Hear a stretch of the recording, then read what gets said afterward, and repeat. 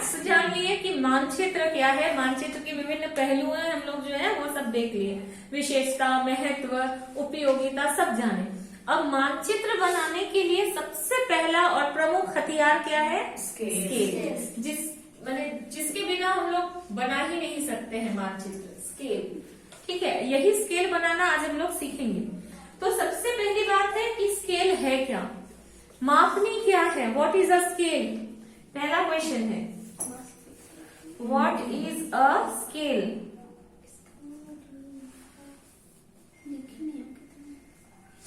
What is a scale, scale क्या है? Simple सा बात है कि मानचित्र की दूरी और धरातल की दूरी के संबंध को मापनी कहते हैं।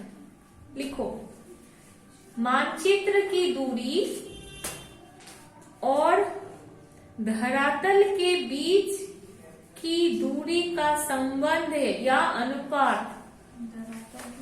धरातल, मानचित्र की दूरी और धरातल की दूरी, मैप डिस्टेंस, ग्राउंड डिस्टेंस, मानचित्र की दूरी और धरातल की दूरी का अनुपात या संबंध को स्केल कहते हैं, को मापनी कहते हैं। इंग्लिश लिख लो, स्केल इज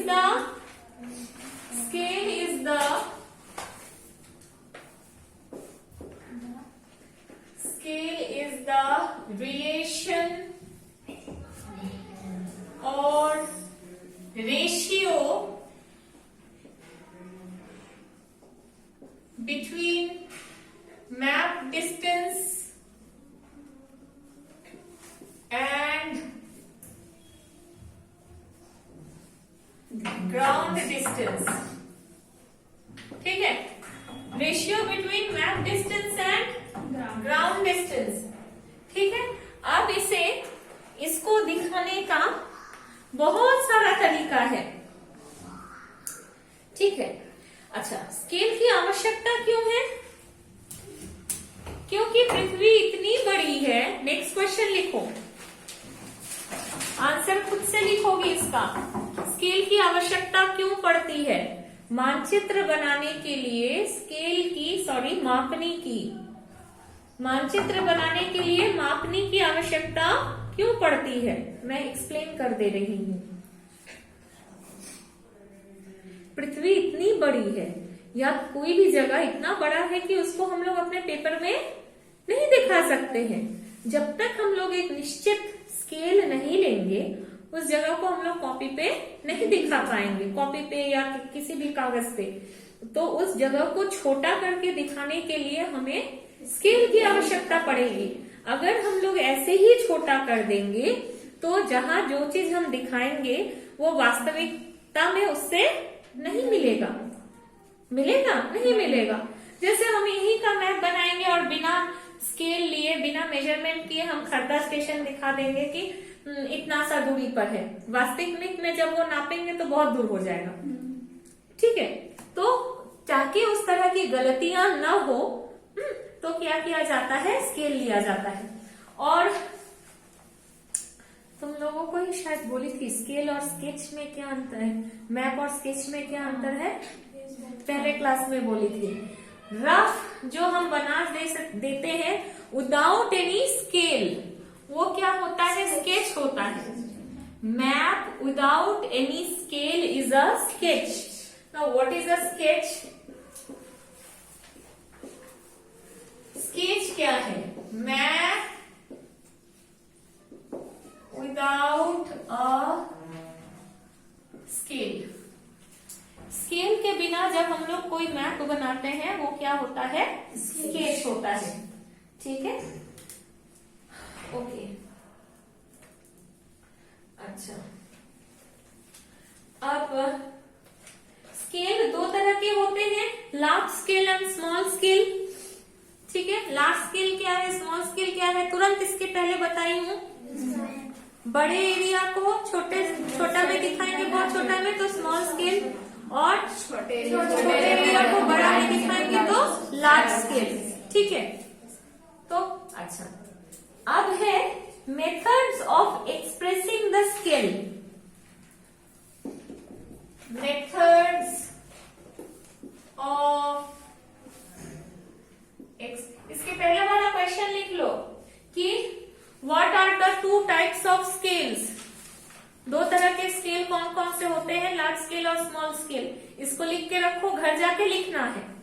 यहाँ पे मैं डिक्टेट करवा के लिखाऊंगी, समय वेस्ट होगा, समझाती हूँ, जानती हो, समझ गई हो, घर जाके लिख लेना है। ठीक है, many types of scale, what are the two types of scales.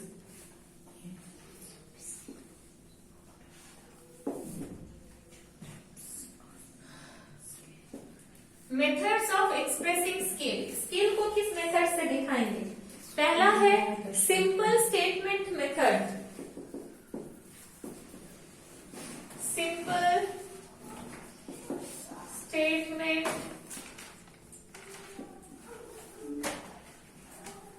मापनी व्यक्त करने की विधियां, मापनी व्यक्त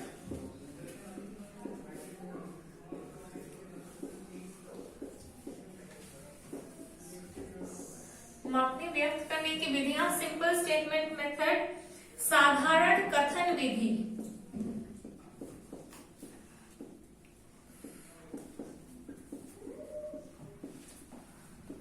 साधारण कथन विधि क्या है? जैसे मैं पहले लिखी थी ना, 1 सेंटीमीटर बराबर 2 किलोमीटर, ये सिंपल स्टेटमेंट है। 1 सेंटीमीटर बराबर 2 किलोमीटर जो मैं लिख रही हूं, ये सिंपल स्टेटमेंट है। तो ये है साधारण कथन विधि। दूसरा है रिप्रेजेंटेटिव फ्रैक्शन, जिसको लेकर के तुम लोगों को काम करना है।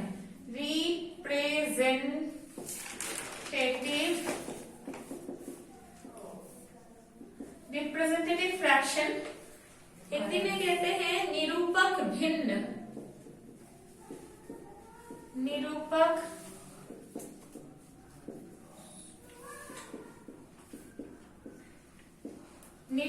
भिन्न विधि। ठीक है, जैसे 1 सेंटीमीटर बराबर 2 किलोमीटर, इसको हम लोग लिखेंगे 1:1000, इस तरह से। ठीक है, जब ये रेशियो में इस तरह से लिखते हैं तो दैट इज रिप्रेजेंटेटिव फ्रैक्शन।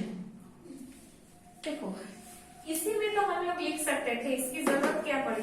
अब 1 सेंटीमीटर किलोमीटर, जो इंग्लिश नहीं पढ़ना जानेगा, या जो सेंटीमीटर मीटर, ये क्या है, बहुत ज्यादा ऑथेंटिक है।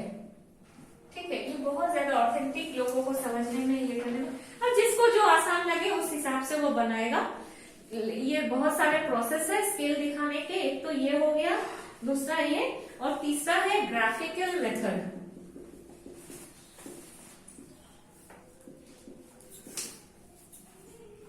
ग्राफिकल मेथड नाम से ही पता चल रहा है कि हम ड्राइंग के माध्यम से दिखाएंगे।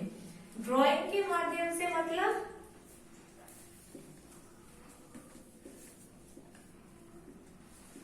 ऐसा बना हुआ रहता है, मैथ्स में देखी हो।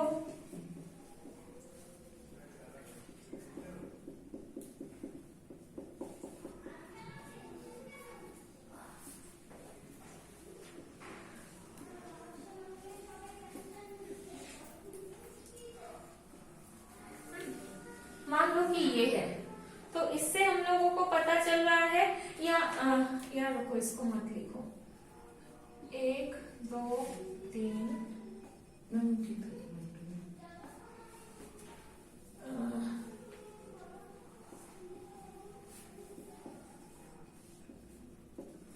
इधर मैंने किलोमीटर लिखा है, इधर मीटर लिखा है।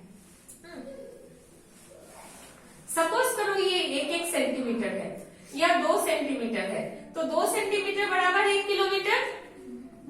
ठीक है, और इसको मैंने बांट दिया है, मतलब ये जो 1 किलोमीटर था उसको मैंने 2 हाफ कर दिया है, मतलब 500 मीटर, 1000 मीटर मैंने 500 500 करके दिखा सकते हैं।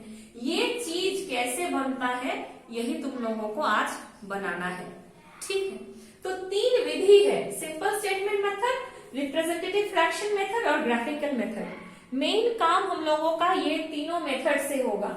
अभी जब बनाओगी सीखोगी तो ये तीनों मेथड एकदम बिल्कुल से तुम लोगों को क्लियर हो जाएगा, ठीक है। तो हम लोग हर एक मेथड का अपना मेरिट्स एंड डिमेरिट्स हैं, ठीक है। जैसे साधारण कथन विधि है, ये सबसे आसान है, सबसे सरल और सहज विधि है, हाँ। लेकिन इसके लिए कोई अभ्यास की जरूरत नहीं है, एकदम संक्षिप्त है, आसानी से कोई भी इसको देख करके समझ जाएगा कि हम क्या कहना चाह रहे हैं। लेकिन क्या है कि इस विधि का सामान्यीकरण नहीं किया जा सकता है। मतलब प्रत्येक देश में क्या है, आपका मापनी, ये सब बहुत कुछ, आपका यूनिट्स, ये अलग अलग हो सकते हैं, ठीक है। तो अलग अलग देश की मापक इकाई भिन्न भिन्न होती है। तो अगर यहाँ में जो हम मैप बना के ले जाएंगे और सब में इसी मेथड से लिखा हुआ रहेगा, इसको लेके हम जर्मनी में चले गए तो उसको हो सकता है देख के समझने में दिक्कत होगी, इस तरह की प्रॉब्लम हो सकती है। तो जब आरएफ से हम लोग काम करते हैं या ऐसा लिखा हुआ रहेगा, ऐसा बनाया हुआ रहेगा ग्राफिकल, तो इसमें कोई दिक्कत नहीं आएगी। अच्छा, इसमें क्या है, जो रिप्रेजेंटेटिव फ्रैक्शन है, कोई साधारण आदमी इसको देख के समझ नहीं पाएगा, जो भूगोल नहीं पढ़ा है। जैसे कोई हिस्ट्री का स्टूडेंट है या डॉक्टर है, कोई जो भूगोल नहीं पढ़ा है, इतना डिटेल्स में नहीं पढ़ा है, उसको हम एक मैप दे देंगे और नीचे में इसके ये लिख देंगे तो उसको समझ में नहीं आएगा कुछ भी, ये क्या बना हुआ है। तो ये भी इसका एक डिमेरिट है सेकंड वाले का। मेरिट तो ये है कि ये जो लिखा हुआ है हर एक कंट्री में हम कहीं भी ले जाएंगे, इसमें कोई असुविधा नहीं है, सेम रहेगा ये चीज। लेकिन डिमेरिट क्या है कि लोगों को इसकी जानकारी होनी है कि ये हम क्यों लिखते हैं। 1:50 मिलियन मतलब है 1 centimetre is equal to 50 million centimetre. दोनों का यूनिट क्या होगा, बराबर होगा। तभी देखो हम यहाँ पे यूनिट लिखे हैं लेकिन इसमें यूनिट नहीं लिखे हैं, चूंकि बराबर है तो यूनिट कट गया है, ठीक है। हम यहाँ पे सेंटीमीटर और किलोमीटर को काट नहीं सकते। इसको अगर इसमें बदलना होगा तो इसको भी हमको सेंटीमीटर में चेंज करना होगा, क्लियर है। थर्ड है ग्राफिकल मेथड। ये सबसे अच्छा तरीका है स्केल को दर्शाने का। कहीं भी जाएंगे तो लोगों को ये समझ में आ जाएगा कि मैप का ये डिस्टेंस जो है जमीन के कितने डिस्टेंस को दिखाएगा, ठीक है। ये बहुत आसान है लेकिन इसको बनाना थोड़ा मुश्किल है, ठीक है।